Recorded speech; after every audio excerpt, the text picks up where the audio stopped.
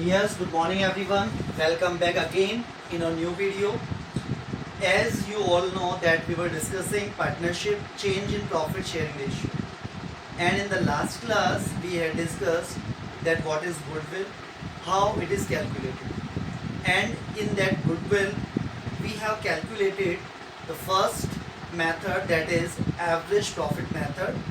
Average profit method includes two.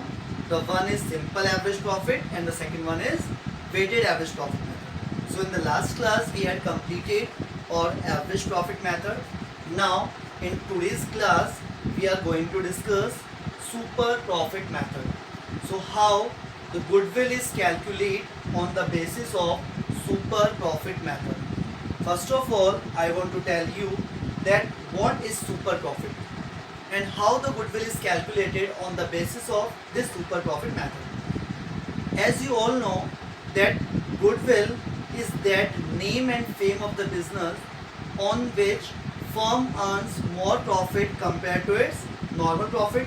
So in the last part when we had discussed average profit method, so this was a base of calculating amount of goodwill. So our second base is to calculate the amount of goodwill is super profit method.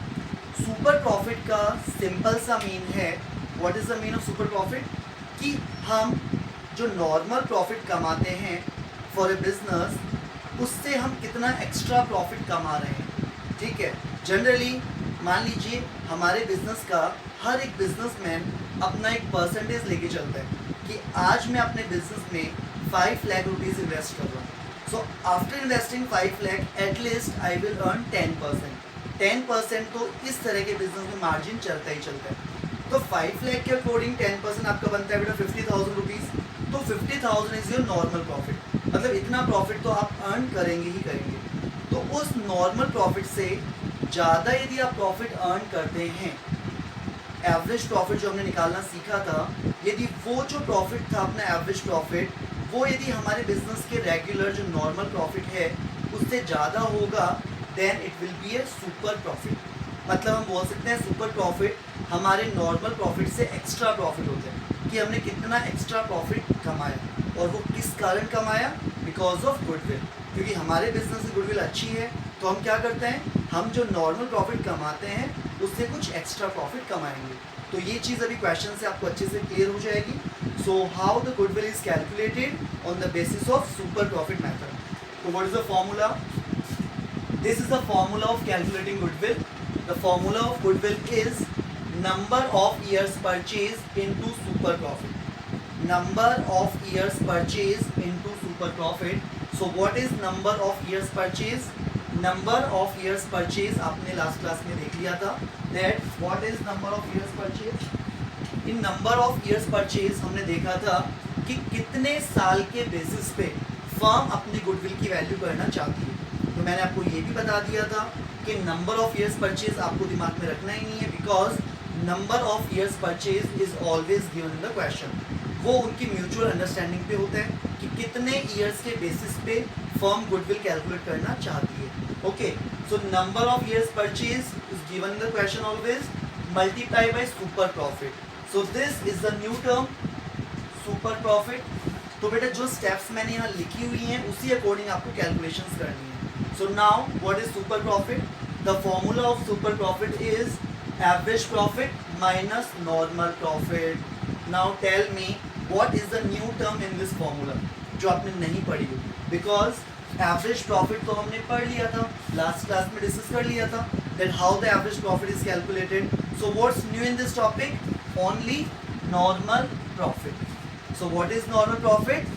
Normal profit is that profit generally a business earn from its regular activities, जो एक evaluation पे calculate किया जाता है कि इतना profit तो एक फर्म अर्न करेगी ही करेगी, मिनिमम प्रॉफिट. ठीक है, चलिए तो अब देखिए इस फॉर्मूले में super profit is equal to average profit minus normal profit. Average profit हमने निकालना सीख लिया था. So how the normal profit is calculated? The formula of normal profit is capital employed into NRR upon 100. NRR means normal rate of return. कि हमें at least इतनी percentage profit तो होने ही होने वाला है। ये भी आपको क्वेश्चन में गिवन होता है कि एक बिजनेस का कितना नॉर्मल रेट ऑफ रिटर्न होगा, ये क्वेश्चन में आपको गिवन होगा। तो बेटा नई चीज़ क्या बनी अब इस फॉर्मूले में, capital employed. What is capital employed? Capital employed बेटा वो अमाउंट होता है जो एक बिजनेसमैन ने अपने बिजनेस में इन्वेस्ट किया है इन फॉर्म ऑफ कैपिटल, ठीक है। और उस कैपिटल में क्या क्या चीज़ें इंक्लूड हो जाती हैं, जो भी वो प्रॉफिट्स हर साल कमाता जाता है वो उसके अंदर इंक्लूड होती जाती हैं। तो जनरली क्वेश्चन में कैपिटल एम्प्लॉयड गिवन होता है, बट यदि आपको कैपिटल एम्प्लॉयड गिवन नहीं हो तो भी बेटा आप इस फॉर्मूले से कैलकुलेट कर सकते हैं। सो what is the formula of capital employed? The formula of capital employed is assets minus liabilities. हमारी फर्म की जो एसेट्स हैं उसमें हम लायबिलिटीज लेस कर देंगे। Liabilities will be current liabilities and non current liabilities. जो भी हमारी शॉर्ट टर्म लायबिलिटीज है और जो भी हमारी लॉन्ग टर्म लायबिलिटीज है दोनों हम इसमें से लेस कर देंगे।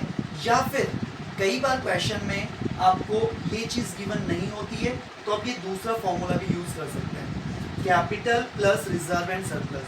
मतलब ये वही अमाउंट होता है बेटा जो एक पार्टनर्स ने फर्म में इन्वेस्ट किया होता है, उनकी कैपिटल प्लस उनके हर साल होने वाले profits. So these are the capital employed. Okay, so ये फॉर्मूला आपको अच्छे से देखना है, समझना है। यदि ये फॉर्मूला बेस्ड टॉपिक पढ़ रहे हैं बेटा, फॉर्मूला आपको अच्छे से आ गया समझ में और उसको अप्लाई करना आ गया तो बहुत ही सिंपल टॉपिक है बेटा। सो जस्ट सी अगेन, सबसे पहले goodwill.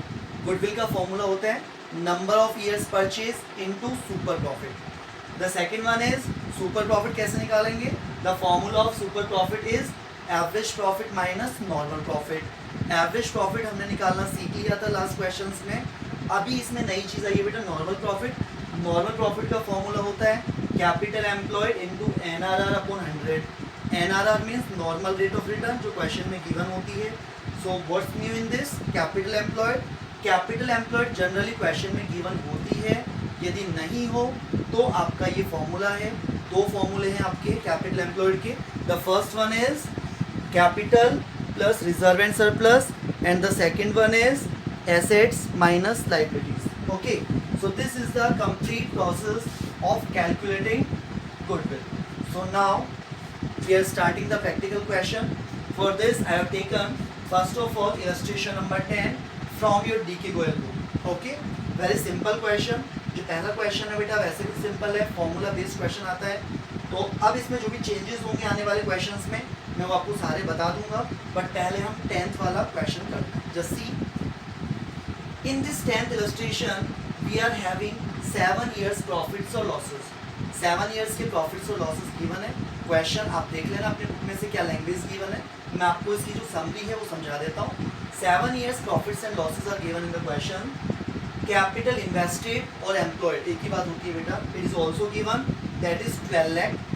Normal rate of return 10%, जैसे कि मैंने कहा था आपको नॉर्मल रेट ऑफ रिटर्न और कैपिटल इन्वेस्टेड आपको क्वेश्चन में गिवन होती है। We have to calculate goodwill 2.5 years purchase of super profit। और super profit कितने years का बेटा? 7 years का। number of years purchase given है 2.5 years into super profit। super profit कितने years का निकालना है? 7 years का। तो question बहुत simple है। 7 years profits are given, capital invested is given, normal rate of return is given। we have to calculate goodwill on the basis of 2.5 years purchase of super profit। okay, so अब ये formula हम apply करते हैं। इस फॉर्मूले में आप देखेंगे goodwill is equal to 2.5 years purchase of super profit। अब हम हमारा ये वाला फॉर्मूला यूज करेंगे। सबसे पहले देखिए हमारा फॉर्मूला है goodwill is equal to number of years purchase into super profit. Okay, so tell me number of years purchase कितने गिवन है आपको? मैं यहाँ लिखता हूँ goodwill is equal to number of years purchase. तो आपको कितना दिया हुआ है बेटा number of years purchase? 2.5 years, 2.5 years into super profit of last 7 years। 7 years के सुपर प्रॉफिट निकालना है तो मल्टीप्लाई मैंने लिख दिया यहाँ पर सुपर प्रॉफिट। ठीक है, so goodwill is equal to 2.5 years purchase of super profit. अब हमें कौन सा प्रॉफिट निकालना है? Super profit. सुपर प्रॉफिट का फॉर्मूला होता है बेटा average profit minus normal profit. Average profit आपको निकालना आता है, सुपर प्रॉफिट का फॉर्मूला होता है average profit minus normal profit. Average profit निकालने का फॉर्मूला आपको आता है, क्या था बोलिए बेटा? Average profit is equal to total profits of all the given years upon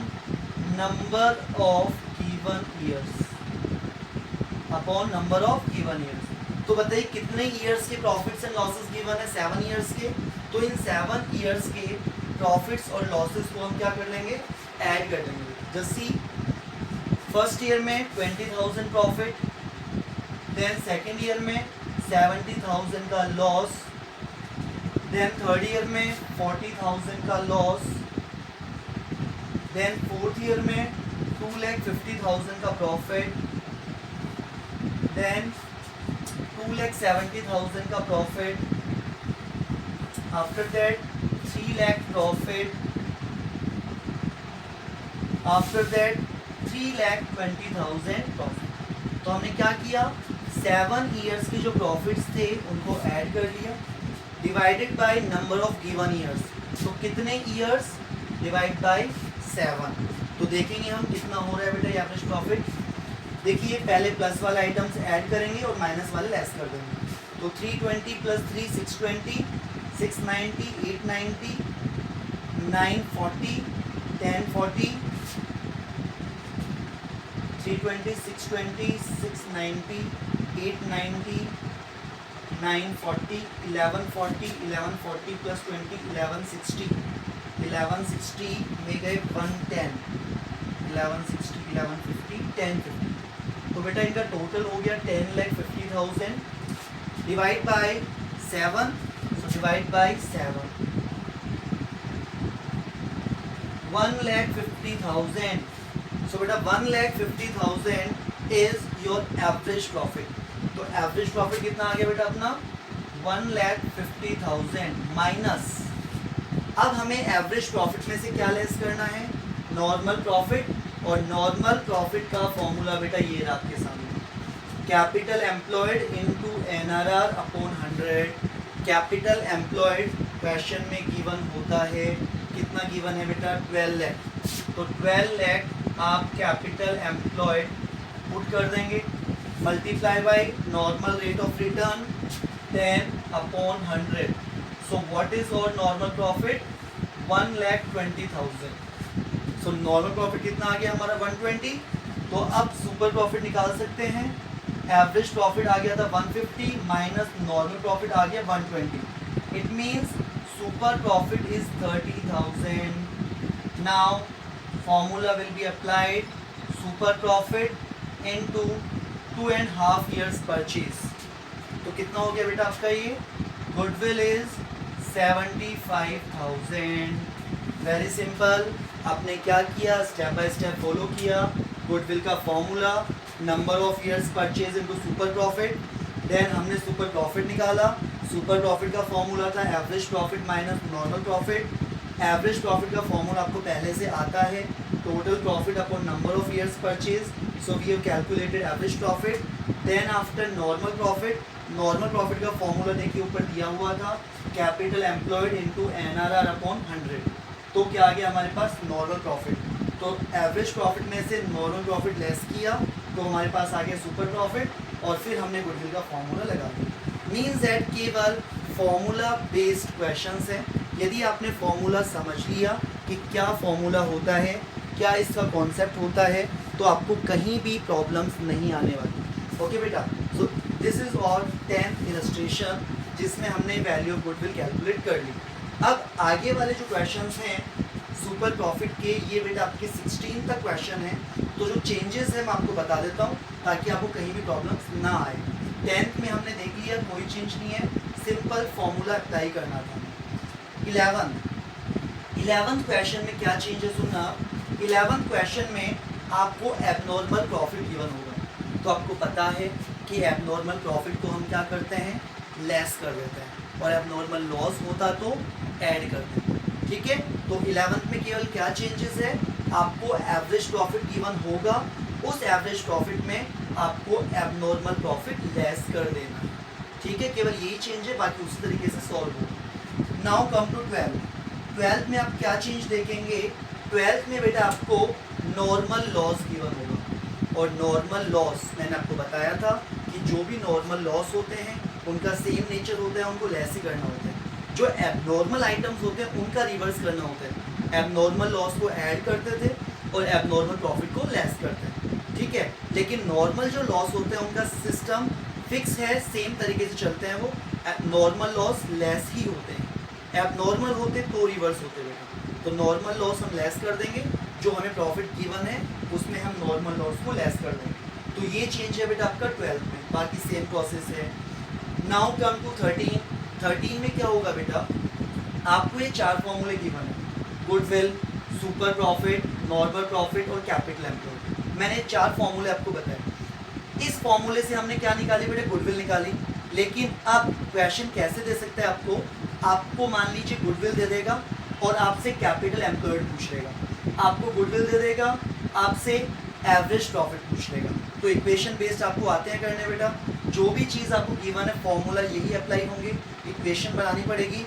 goodwill आपको गिवन है तो गुडविल की हेल्प से आप सुपर प्रॉफिट निकाल लेंगे, सुपर प्रॉफिट जब आ जाएगा तो इस फॉर्मूले के बेस पे आप कुछ भी कैलकुलेट कर सकते हैं। तो मतलब 13 वाला आपका इक्वेशन बेस्ड है, आपको आंसर गिवन होगा और आपसे क्वेश्चन पूछा जाएगा। Is it clear? Next 14th में चेंज है बेटा आपके कैपिटल एम्प्लॉयड। मैंने कहा था कि कैपिटल एम्प्लॉयड जनरली तो गिवन होता है, बट यदि कैपिटल एम्प्लॉयड गिवन नहीं होगा तो हम क्या करेंगे, तो उसके लिए मैंने आपको फॉर्मूला बता दिया। कैपिटल एम्प्लॉयड के 2 फॉर्मूले होते हैं, the first one is assets minus liabilities and second one is capital plus reserves. Okay, so यदि आपको क्वेश्चन में केवल एसेट्स गिवन है, लाइबिलिटीज गिवन नहीं है, तो वो ही कैपिटल एम्प्लॉयड बन जाएगा। ठीक है, यदि क्वेश्चन में आपको केवल कैपिटल गिवन है, रिजर्व गिवन नहीं है, तो घबराने की जरूरत नहीं है कि सर आपने तो कैपिटल प्लस रिजर्व भी बताया था। नहीं, कैपिटल है केवल क्वेश्चन में, तो कैपिटल को ही क्या मान लेंगे, कैपिटल एम्प्लॉयड मान लेंगे। Is it clear? तो आपका जो 14 क्वेश्चन है उसमें आपको कैपिटल एम्प्लॉयड कैलकुलेट करनी पड़ेगी। क्लियर? जो भी चेंजेस आते जा रहे हैं बता रहा हूँ, बाकी सारा यही प्रोसेस है बेटा, ये फॉर्मूलेज हमें अप्लाई करने।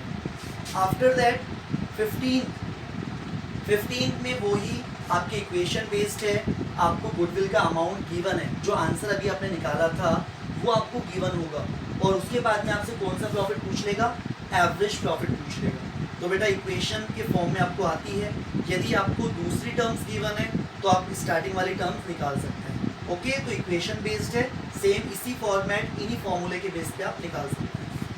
And the last one is 16 same बेटा 15 की तरह है, कोई चेंज नहीं है, इक्वेशन बेस्ड। तो ये आपका बेटा सुपर प्रॉफिट मेथड, जिससे हम गुडविल कैसे निकाल सकते हैं, ये आज हमने देखा।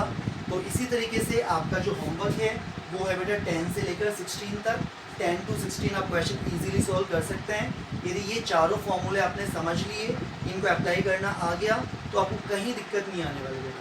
तो सबसे पहले आप इलस्ट्रेशंस देखेंगे, अच्छे से समझेंगे, कोई डाउट्स होगी उसको क्लियर करेंगे, उसके बाद आप प्रैक्टिकल क्वेश्चन स्टार्ट करेंगे और पक्का आपको समझ में आएगा।